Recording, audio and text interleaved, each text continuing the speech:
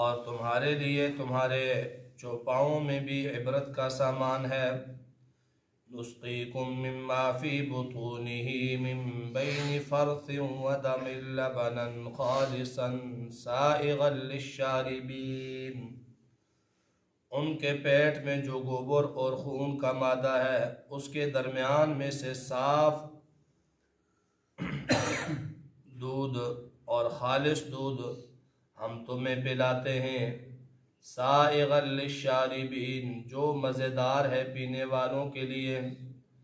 وَمِن ثَمَرَاتِ النَّخِيلِ وَالْأَعْنَابِ تَتَّخِذُونَ مِنْهُ سَكَرًا وَرِزْقًا حَسَنًا، اور کھجور اور انگوروں کے پھلوں سے تَتَّخِذُونَ مِنْهُ سَكَرًا، تم لوگ بناتے ہو نشاور چیز، وَرِزْقًا حَسَنًا، اور عمدہ کھانے کی چیز بھی بناتے ہو۔ إِنَّ فِي ذَلِكَ لَآيَةً لِقَوْمٍ يَعْقِلُونَ، بے شک اس میں ان لوگوں کے لیے بڑی دلیل ہے جو عقل سلیم رکھتے ہیں۔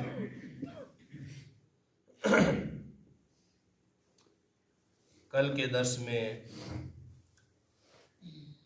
اللہ تعالیٰ نے اپنی قدرت کی نشانیوں کو بیان کیا، اور آج کی ان آیات مبارکہ میں اللہ تعالیٰ نے اپنی وحدانیت پر اور اپنے عبادت پر ایک عام سی مثال دی، جس مثال کو ہر آدمی بآسانی سمجھ کر اللہ جل جلالہ کی وحدانیت کا، اللہ کی قدرت کا، اللہ کی طاقت کا، اللہ کی صناعی کا یقین رکھ سکتا ہے۔ فرمایا وَإِنَّ لَكُمْ فِي الْأَنْعَامِ لَعِبْرَةً، تمہارے لیے چوپاؤں میں البتہ عبرت ہے۔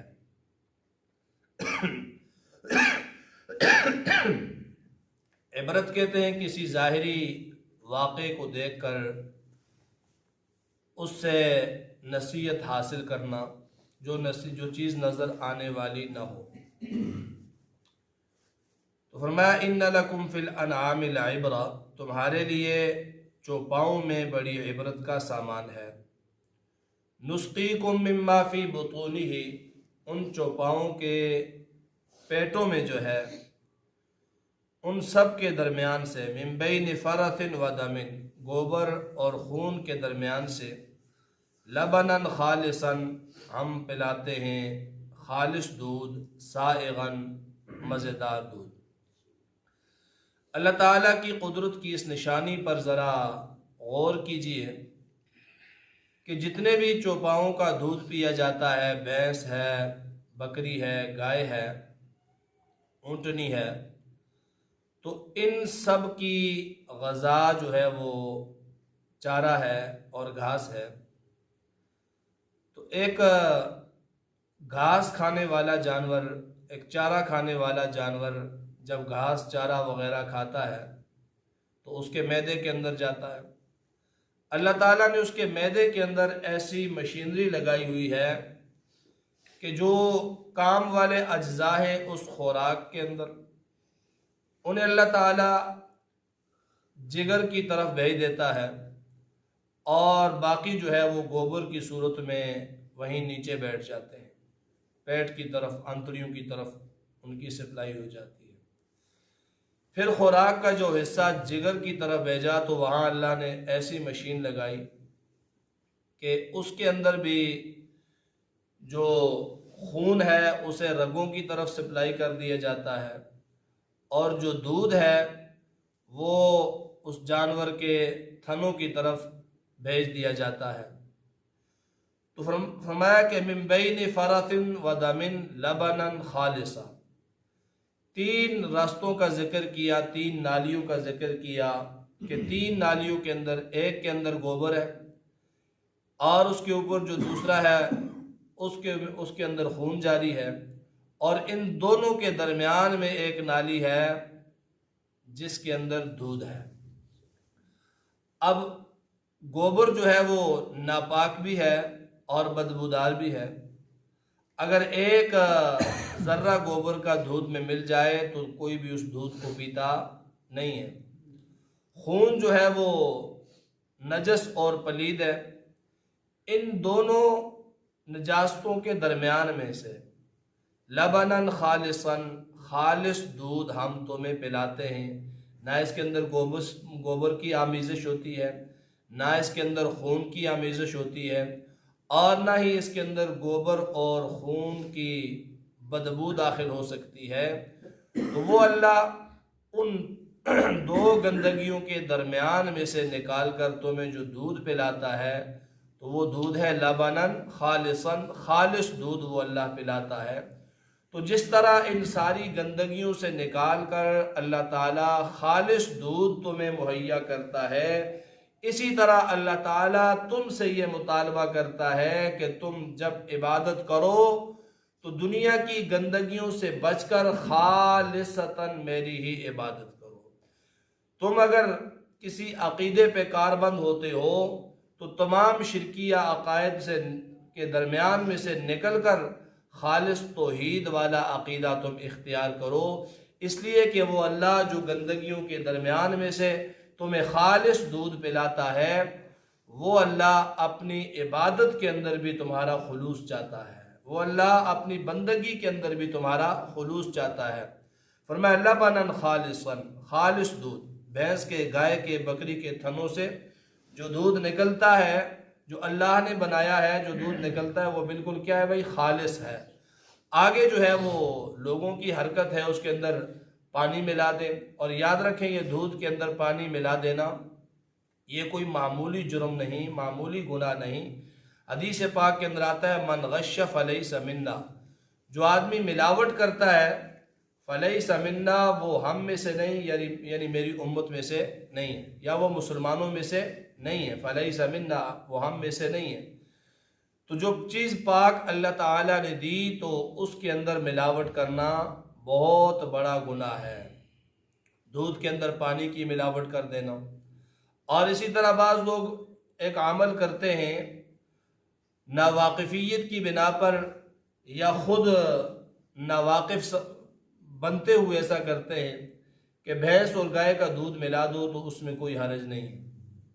2 کلو اگر بھینس کا دودھ ہے تو اس میں 3 کلو گائے کا دودھ ملا کر 5 کلو دودھ بنا لیا، اور اس سارے دودھ کو پھر بھینس کے دودھ کے ریٹ پر بیچ دیا۔ تو اس میں لوگ کہتے ہیں کوئی حرج نہیں ہے، دودھ میں دودھ ہی تو ملایا ہے۔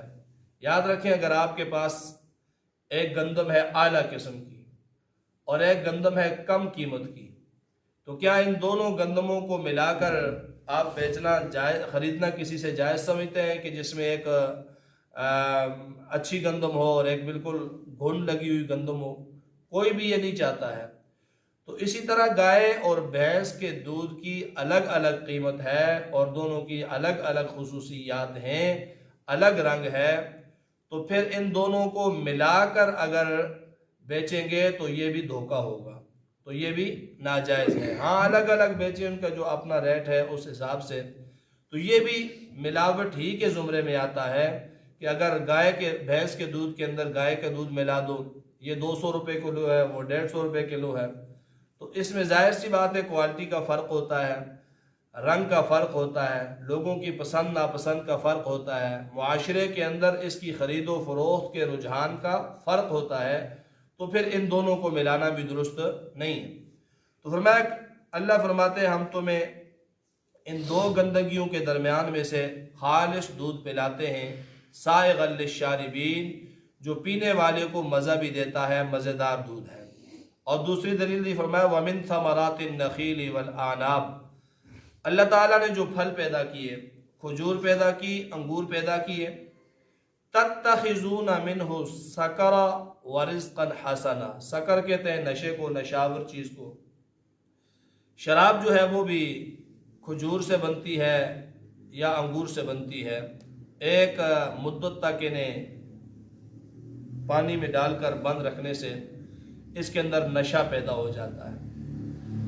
تو اللہ تعالیٰ نے یہاں ذکر کیا شراب کا بھی اور رزقاً حسنہ کا بھی، پاک رزق کا بھی، تو دونوں چیزیں اس سے حاصل ہو سکتی ہیں۔ آگے انسان کا یہ اختیار ہے کہ وہ اس سے کیا بناتا ہے۔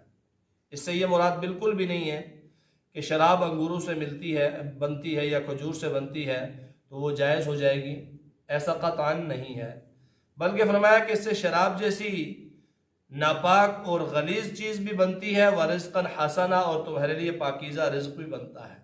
آگے تمہاری ثوابدید پر ہے، تم اس سے شراب بنا کر جہنم میں ٹھکانہ بنا رہے ہو، یا اس کو بطور رزق حسن کے استعمال کر کے اللہ تعالیٰ کی نعمتوں پر شکر ادا کر رہے ہو۔ شراب جو ہے وہ حرام ہے، ہر صورت میں حرام ہے، اس کا بنانا، اس کا لانا، اس کا بیچنا، اس کا لکھنا، اس کے شراب کے حصول کے لیے جتنے ذرائع استعمال ہوتے ہیں، کوئی بھی ذریعہ بننا یہ کیا بھائی حرام ہے۔ اور جس آدمی نے، حدیث پاک کے اندر آتا ہے، جس آدمی نے ایک گھونٹ شراب کی پی اور پھر وہ 40 دن کے اندر اندر مر گیا تو اس کا جنازہ نہیں ہے، یہ بطور تنبیہ کے فرمایا۔ اور اسی طرح شراب جس برتن میں بندہ پیتا ہے تو وہ برتن ناپاک ہو جاتا ہے۔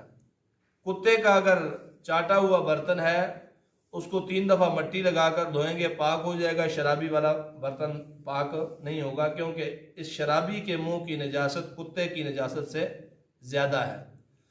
اور اس طرح فرمایا کہ جو شراب پیتا ہے تو 40 دن کے اندر اس کا کوئی عمل قبول بھی نہیں ہوتا۔ الخبائث ہے یہ شراب۔ فرمایا ان فی ذالک لآیۃ لقوم یعقلون، اس میں بڑی نشانیاں ہیں اس قوم کے لیے جو عقل رکھتی ہے۔ کون سی نشانیاں ہیں؟ اللہ کی وحدانیت کی، اللہ کی توحید کے بڑے دلائل اور نشانیاں ہیں۔